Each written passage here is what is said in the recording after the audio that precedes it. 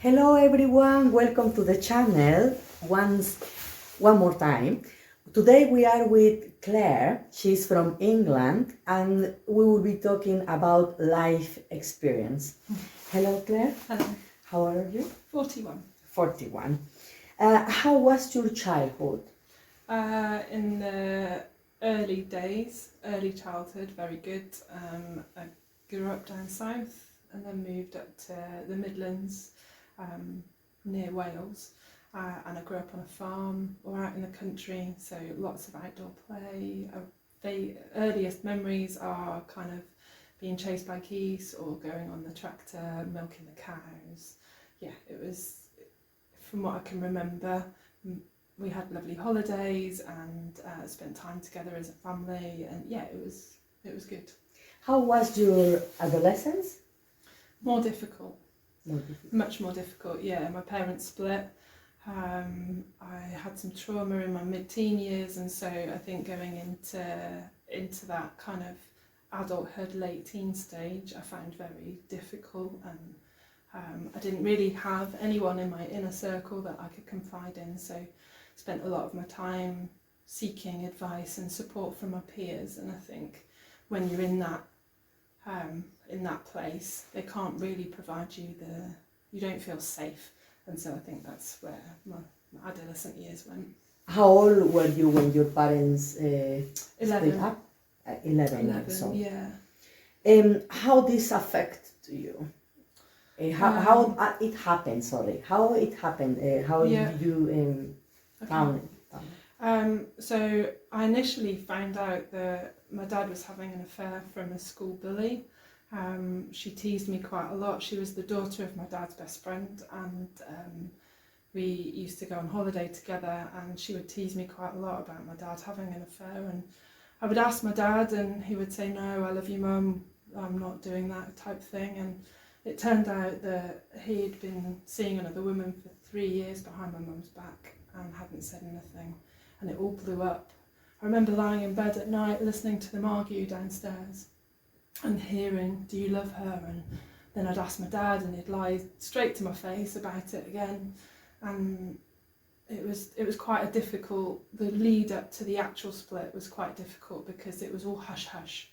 None of this was ever discussed with me and my sister. We weren't involved in the discussion. It would just be Mum and Dad late at night arguing and us listening kind of from our doorways. And so there was a lot of betrayal and lies, and kids aren't stupid. Yeah. They're little people. They understand, they feel the energy in the house, they understand what's going on. They may not understand the complexities of relationships, but they understand life, and they understand parents, and they understand happiness and sadness and anger and frustration and all of those basic emotions that they feel. And I don't feel that we were ever given the opportunity to experience that with them and be guided by them. It was all, no, this is what the parents deal with, and the kids can just be left in the dark because that's the best place. It's not the best place. It's not. Kids are essentially a little bit narcissistic in the way that they will think that it's their fault. And so, have I done something? I just want my mum and dad to be happy. I want them to be together, and when that doesn't happen, if it's not explained well to that child and that child doesn't feel safe, then they internalise that and they become that constant feeling of, what could I do better? How can I make this work? And so, how it affect you as an adult? When my mum split from my dad, so we had a decision. We lived in quite a nice big house with a bit of land, and so my dad had a steel fabrication business, and that was at the bottom of the garden, as it were. There was 3 acres of land, so some of it was the workshop that he'd cordoned off and made his workplace, and then the house with the garden was at the top.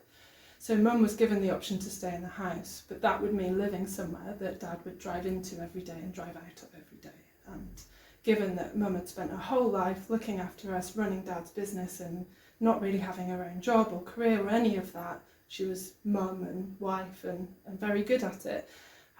So her world crumbled pretty much overnight, and she was 38, 39.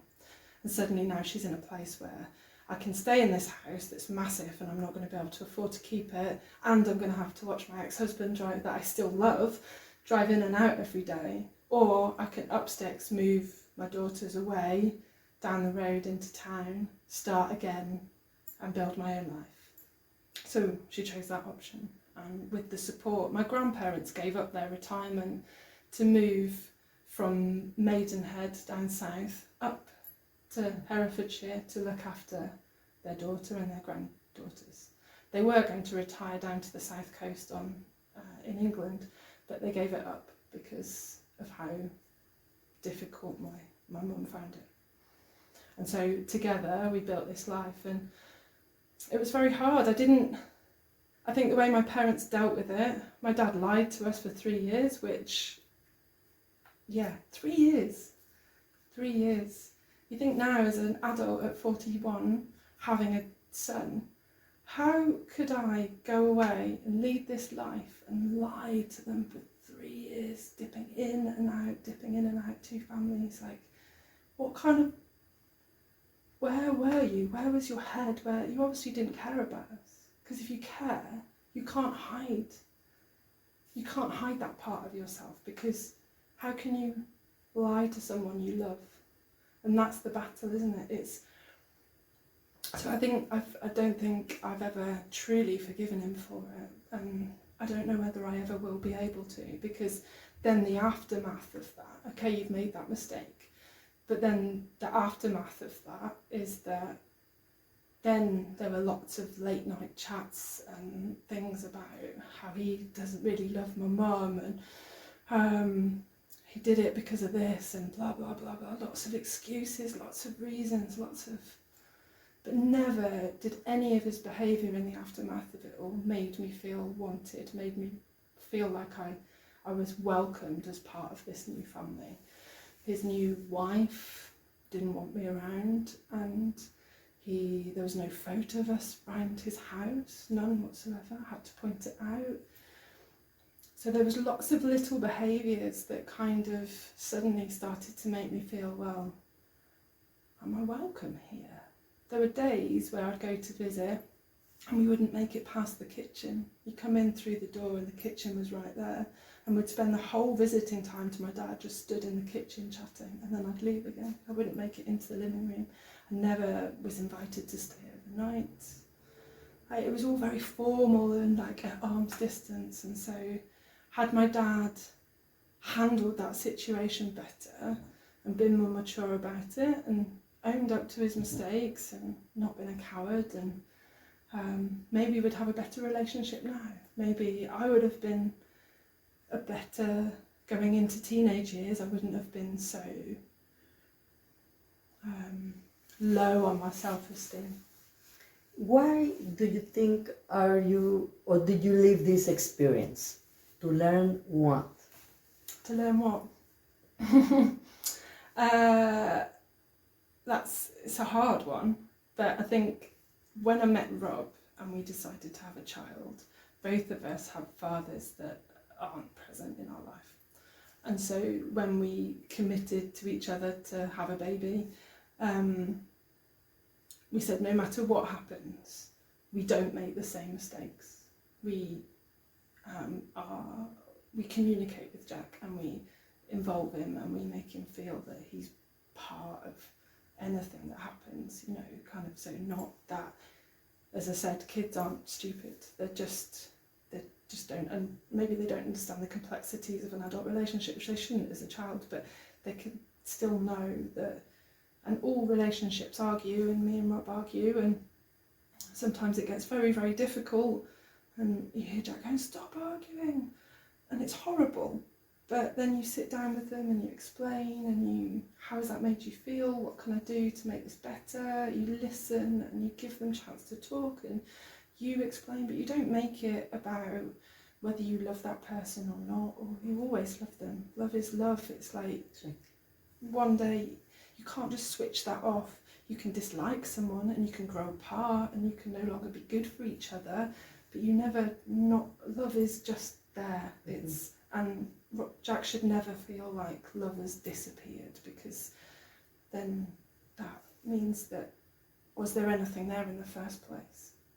Right? And that's what my dad took away when he said, I never really loved you, Mum. It's the floor falls out. You're just like, what? Everything I thought I knew, I don't know anymore.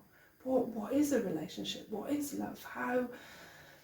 And suddenly you're just going into your teenage years, not really understanding what your childhood was. Was that all fake then?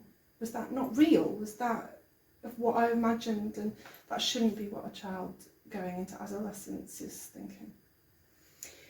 Have you, sorry, I was bailing to the, do you love your mom? Absolutely. What have you learned from your mom? My mum's very good at letting us go. So she was never one of these mums that needed a phone call to make sure I was okay, or you have to be here at this time type thing. If I'm going on a school trip, she'll, I'll see you in 5 days. And if I phoned, I phoned. If I didn't, she knew I was having a good time.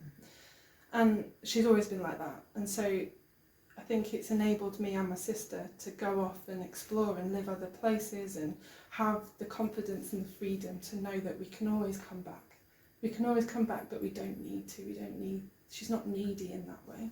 And so I'd like to replicate that with Jack, in that to know that no matter what life throws at you, I'm going to give you the life skills to be able to go off on your own, but know that I'm always here and know that I will always be there for you. And so I think that's what my mum, she's a very good cook, and she's taught me how to run a house and life skills, and just, those I think are the main things. Do you love your father? Yes, of course. What have you learned from your father? I don't have a relationship with my father now. He forgot my birthday. It's broken down now to a point of no communication, so I don't know whether we'll ever get that back. But what I've learnt from him is that he is very good at having hobbies, and so he took me skiing, and he introduced me to flying, and he's given me passion for certain things. So they've shaped my life. So I wanted to be a pilot when I was younger, and that's down to my dad. And I love flying, and like skiing and winter sports has enabled me now to go and do seasons and live abroad. And so I think that's the part of life that he shaped. He was quite good at. He was quite resourceful. He earned and built quite a successful life for himself, and with that he enjoys doing stuff with it. And so I think he shares those passions with me when I was younger. I had a very lovely childhood with him. We flew microlights together, and I went out and did the work on the farm. And so when he was present pre-affair, it was lovely. And I think that's the thing that I always mourned almost when he split and wasn't part of my life. I was always craving after that version of my father. And he was no longer that version. He was a different version, and we weren't adapting together. We weren't growing together. We were constantly just fighting. So, yeah. Do you have a child? I do. Yeah, I've got a son. He's 5. What have you learned from him? Lots about myself. So I think when you have kids, there's lots of time where they push you, sleep deprivation, or they push you buttons, or their behaviours aren't in line with what you want them to do. They're their own little people, and I think I learned lots about how my coping mechanisms and how I deal with certain situations. And I feel that I needed to look more into myself about so that I create a better version of me for Jack. So I think he's pushed me to look inwardly and look at why I'm getting stressed out, or why I'm reacting to being triggered to certain things, and then addressing those things so that then I can be a more stable, all-rounded, calmer, happier individual for him. Because then in the future, when he needs me, I feel like that would then create a better environment for him to then want to come and share his problems or worries or anxieties with me, because he knows that that I'm able to cope with that. I think with my mum, I don't share those things because I don't feel that she can. She's not that person to me. I love her and she's a certain person, but I don't think my parents are that version. And so for me, having been through that divorce and my parents, I'm now wanting to be a different kind of parent. I want to take some of what my mum's given me, but also be a little bit more rounded and a bit more at ease with myself. Yeah, that makes sense. Yeah. What do you do when you are having hard times?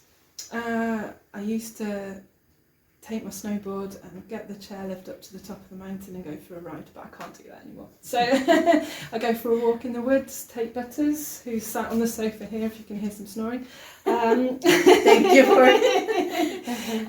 I take my dog and plug a podcast in or some music or an audiobook, and I just get out in nature and I just walk and I get up and out of the valley and up the hills and take a few breaths and appreciate what I have right now and be thankful and have gratitude for what I've got and just go, it's okay. Great. That's great. Have you taken therapy? Yes. Yes. Yeah. What have you learned from this? So about 2.5-ish years ago, I had a bit of an episode, I suppose you'd call it, of just feeling, I wouldn't call it clinical depression, but I definitely was struggling, really struggling. And a friend was quite worried about me, and so she put me in touch with a therapist she knew up in Scotland, and I started speaking to her, and she's been fab. I had some trauma when I was about 15 and had multiple different episodes of trauma through into my early 20s. And I've never really dealt with it, and I always just packaged it up and went, that's part of me, that's who I am. And I think parent splitting, then some other things that went on, I just needed to unpack all of that and be okay and say, it's not my fault, I'm okay with this, I no longer feel ashamed or scared or any of those emotions that create that physical kind of stress response in you. So that's what I've learned. I've learned to be okay with that part of my life because it's made me who I am today. And listening to lots of other podcasts with lots of other famous people, I think that's what comes back is that the question is, would you, if you could turn back time now and take away that trauma and take away that experience, would you? Or would you then change who you are today? If you're happy with who you are today, would you change that trauma? And I'm not sure I would, because then I wouldn't have made the decisions that I made in the past. I wouldn't have met Rob, I wouldn't have Jack, I wouldn't be living here, I wouldn't have travelled, I wouldn't have done all of those things. I might have taken a different path and been happy with that one. But I'm now in a position where I can empathise, and I can, at work particularly, it gives me an understanding of, because until you've been through trauma, domestic abuse, rape, sexual assault, drugs, all of those things, you can't ever empathise or appreciate what that person's been through. So I think that's what therapy did for me was, sorry, it's a bit of a long-winded answer to get to it, but enable me to unpack all of that and be okay with it. Are you proud of yourself? It's a tricky question, that one. I think so. Well done. Okay. Thank you very much, Claire, to share this amazing experience. Because we're sure a lot of people is having maybe the same life experience, and they can listen to you, and they can watch you, and maybe take some of these things that can work with them, with themselves, maybe. Okay. Well, this is the end of the interview. Thank you very much again. Thank you, and see you in the next interview.